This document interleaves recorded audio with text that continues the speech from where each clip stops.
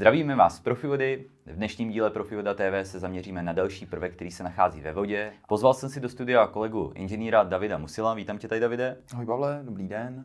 David nám zodpovídal v předchozích videích otázky na téma železa, tvrdosti a dalších prvků. Tentokrát se s Davidem podíváme na otázky na téma mikrobiologie. Na úvod, Davide, přečtu jeden z našich dotazů, nebo dotazů našeho zákazníka a potom se pustíme na případné otázky, které se týkají mikrobiologie, respektive bakterie ve vodě. Máme vodu ze studny a při rozboru vody byl zjištěn výskyt koliformních bakterií a železa a zákalu. Prosím, neváhejte mě kontaktovat, chtěla bych požádat o návrh řešení. Davide, co na to říkáš? Jeden z klasických dotazů, teď především v období jara je to poměrně častý dotaz z důvodu toho, že se množství bakterií může ve vodních zdrojích objevovat ve větší míře. Takže nic neobvyklého, jsme určitě schopni pomoci, poradit, tak aby ta voda byla následně bez bakterií a pitná. Perfektní. Zaměřím se tedy na otázky, jak už jsou naši posluchači zvyklí, na téma bakterie ve vodě. Na začátku upozorním, že se jedná o bakterie, které se nachází nebo které se řeší v rámci pitné vody, a to vyhlášky 252/2004 sbírky. Takže, Davide, na úvod, kde se bakterie ve vodě vlastně berou? Bakterie jsou nedílnou součástí našeho života, vyskytují se také ve vodě, ať už ty, které tam mají co dělat, případně ty, které by v té pitné vodě být neměly. Nejčastěji se tam dostávají z okolí toho vodního zdroje, to znamená, ať už z hlediska toho, že nemusí být dodrženy jednotlivé rozestupy, ochranná pásma mezi jednotlivými vodními zdroji, nebo například mezi čistírnami odpadních vod, případně mezi dalšími komunikacemi. Zároveň tam může být problém z důvodu toho, že tam nejsou použity úplně kvalitní materiály při vystrojování těch vodních zdrojů, nebo z důvodu toho, že tam v blízkém okolí toho vodního zdroje dochází k nějakému pravidelnému znečišťování. Takže to jsou takové ty nejčastější důvody, proč se vyskytují bakterie ve vodě, a může tam být problém.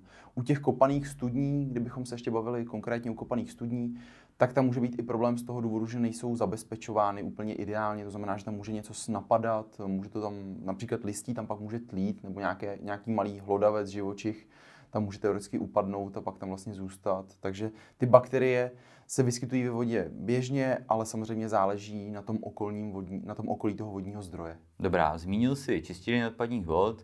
My jako Profivoda se čistírnama zabýváme s tím, že opravdu záleží na tom, jak probíhá ta montáž, a v dnešní době už se prodávají a osazují čistírny odpadních vod, které jsou atestované bez prosaků, ale samozřejmě v dřívějších letech se třeba tolik nedbalo na to, aby ten materiál byl opravdu pevný a třeba to potrubí správně napojené. Takže je to spíš historický dopad. Jaké ty bakterie, když se bavíme o bakteriích nebo mikrobiologie, jaké ty látky, nebo jak se jmenují, jaké se vlastně sledují? Bakterií, které se ve vodě sledují a nějakým způsobem rozborují, je celá řada.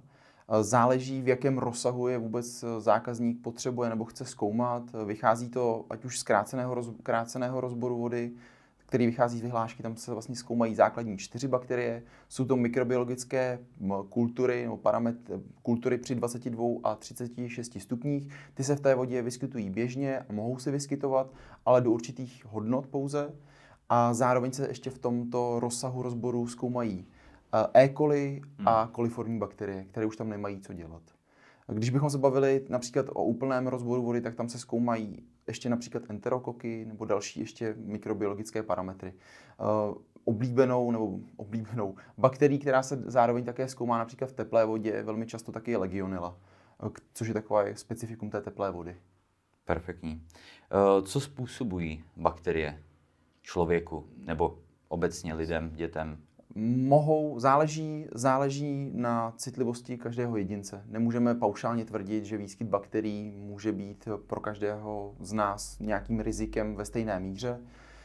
Citlivější jedinci určitě reagují hůře. Nejčastěji jsou to zdravotní problémy na úrovni střevních potíží. To znamená, ať už to jsou průjmy, zvracení, nevolnosti jako takové. S tím, že u dětí, případně lidí s nižší obrany schopností, tak mohou být ty projevy vážnější, silnější, protože ty bakterie bohužel v té vodě ve většině případů nemají co dělat a tím pádem to lidské tělo si s nimi neumí úplně poradit. Dobrá tedy. Jak řekli jsme si, jak je poznám. Poznám je vizuálně, protože když jsme se bavili v dílech jako tvrdost, železo, tak tam mnohdy už senzoricky poznám. Jak je to s mikrobiologií? Poznám ji?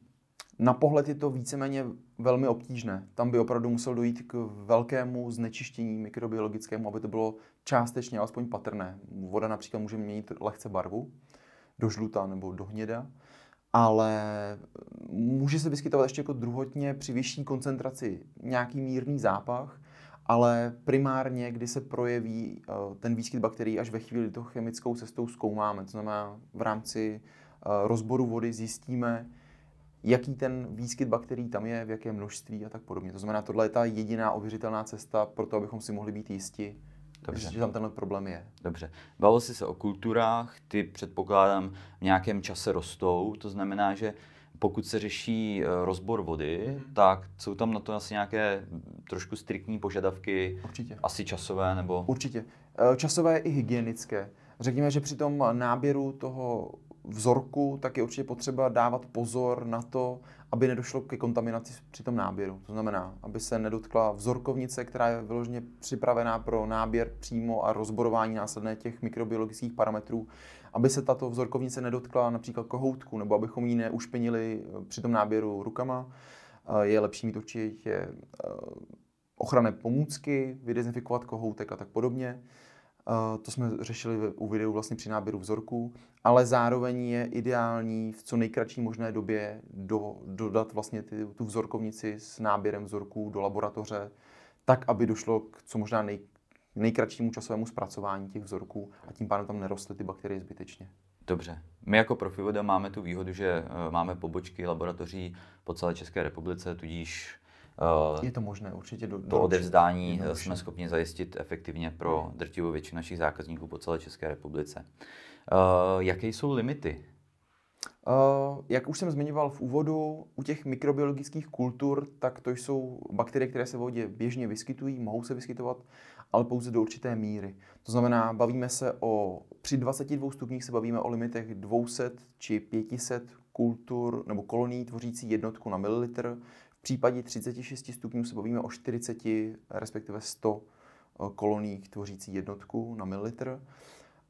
V případě ostatních bakterií tak pitná voda vlastně udává vyhláškou, že tam nesmí být žádný výskyt těchto bakterií, to znamená čistá nula. Ať už to jsou koliformní, E. coli, enterokoky a tak podobně. Ty se prostě v pitné vodě nemají vyskytovat. Takže v momentě, kdy uvidím vyšší hodnotu jak 0, tak bych měl zpozornět a začít to nějakým způsobem řešit. Souhlas. Jaké jsou varianty řešení? Často se setkáváme třeba s chataři, kteří to řeší tím, že nalejou do studny třeba nějakou chemii. Je to jedna z cest, nebo pověz nám, co se týče Vlastně variant. jsou dva základní postupy, jakým způsobem se zbavit bakterií ve vodě. Jedna z nich je chemická, druhá z nich je nechemická. Chemická, jak už si zmiňoval, často oblíbená u chatařů, může být právě tím, že se nalije nějaký dezinfekční prostředek přímo do zdroje vody. A tam dochází ale k tomu, že se jedná ve většině případů pouze o ambulantní zásah. To znamená, že pakliže je výskyt bakterií z důvodu okolí toho vodního zdroje při nátoku, tak to není trvalé řešení a tím pádem tam hrozí, že to je opravdu k opakování každý měsíc, půl roku. Není to prostě trvalého charakteru a obecně ta chemie v té vodě není úplně pro lidský organismus ideální. Obdobně vlastně to řeší i centrální úpravny, které dávkují chlor, tak aby vlastně zaručili, že ta voda bude bez bakterií.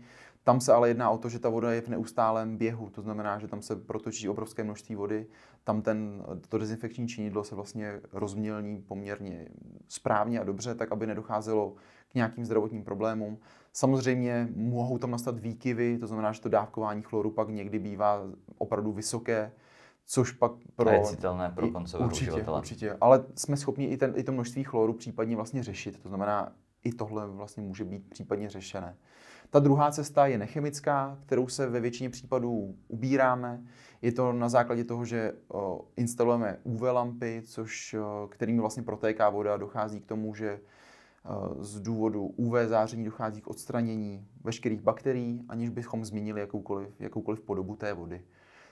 Tam je potřeba pouze myslet na to, aby do té UV lampy ušla alespoň částečně ošetřená voda, v případě, že není vyhovující v některých parametrech. Protože když by to tak nebylo, tak snižujeme účinnost a efektivitu té UV lampy. Dobrá, takže zákazníkovi na dotaz, jestli řešíme mikrobiologii, železo a zákal, odpovíme, že ano. Určitě, Každopádně není to pouze o UV lampy, ale je to o nějakých dalších komponentech, aby ta voda je potřeba byla určitě se ošetřená. kouknout na ten rozbor vody ideálně komplexně, to znamená kouknout právě na zmíněný zákal, železo, mangan, určitě i tvrdost, která může případně při fungování té UV lampy snižovat účinnost toho odstraňování bakterií. Takže možné to je, určitě bych chtěl vidět ten rozbor kompletní a na základě toho potom zvolit tu ideální cestu, jak to ošetřit. Dobrá, UV lampa předpokládám potřebuje elektřinu, takže to pro tak. chataře může být... Může to být jisté Omezení, riziko nebo omezení, ale stačí nám ve většině případů klasická jedna zásuvka na 230. Takže Dobrá, a co se týče péče potom? není to nijak extra složité. Ta UV lampa v sobě ještě obsahuje vlastně nebo sklo ochranné a následně do které se dává zářivka. Ta zářivka má ve většině případů účinnost právě cca 1 rok záření, to znamená, že potom klesá její účinnost a ve většině případů doporučujeme právě po tom roce vyměnit tu zářivku, ale jedná se o poměrně jednoduchý úkon.